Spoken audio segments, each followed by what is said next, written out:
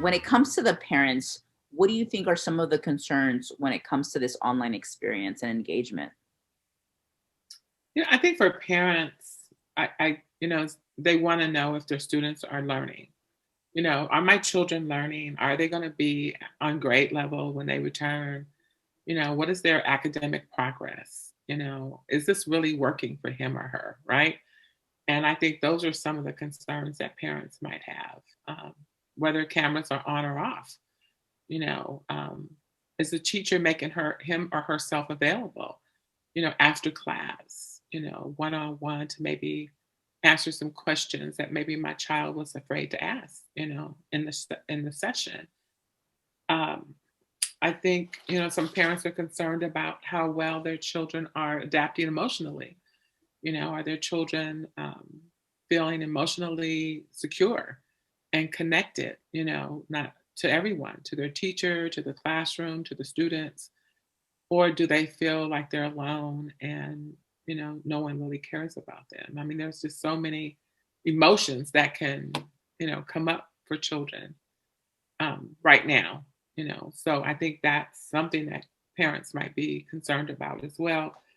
And then I think parents are like, how do I balance all this? How do I balance being, home, work, school, you know, whether I'm working in the home or out of the home? How am I managing all this? How am I able to keep everyone on task, engaged in whatever activity they're supposed to be engaged in, and stay sane at the same time, right? And emotionally secure myself. So, it's balancing their emotions, meeting the needs of their students' emotions, and their children's emotion, and trying to make sure everyone's needs are being met. So I think, parents have a lot of concerns. They just want to make sure that their children are learning. What about educators? I know that, teachers, they want to feel that their students are there, engaged. Absolutely. And I think that, when I've spoken to educators and myself, when I place myself in that position again, I realize that you receive so much feedback when you're in person, and you can really read engagement, facial expressions, the work that they're doing, the interactions, the conversations. Sometimes it's sidebars one on one, and sometimes it's whole group. And so when you don't have that dynamic and cameras are off, you don't have a gauge. You can't read that. And so, it's important to understand, okay, this experience is different and I'm not getting the feedback that I used to, but that doesn't mean that there isn't engagement. And so, how do we redefine it? How do we find different ways of reading engagement and getting, children to get their cameras on, and not just children, but also other adults in meetings that we know we experience, correct? And I think Mhm. that there's also something to consider when it comes to not just teachers, across the board, all educators.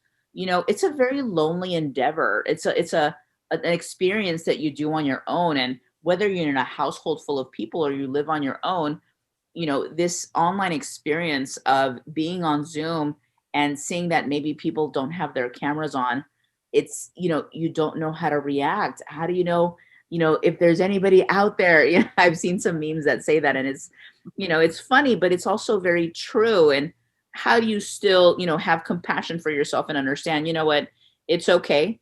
And I'm gonna have to be creative in ways that I can gather information about whether there's engagement or not.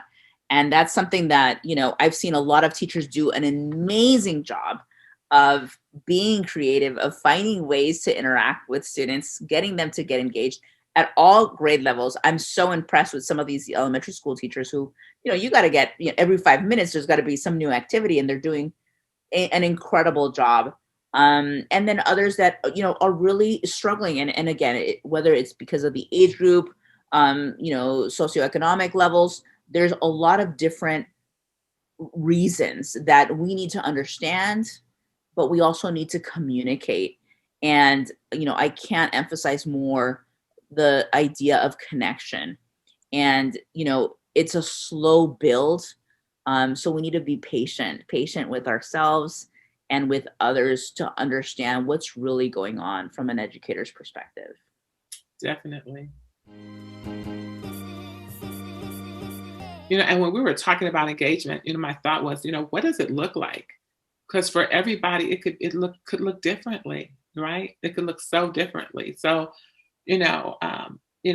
asking students, what does engagement look like for you? What does it feel like for you? Are you engaged, or do because they may feel like they're engaged, but my perception is that they're not because the camera's not on, right?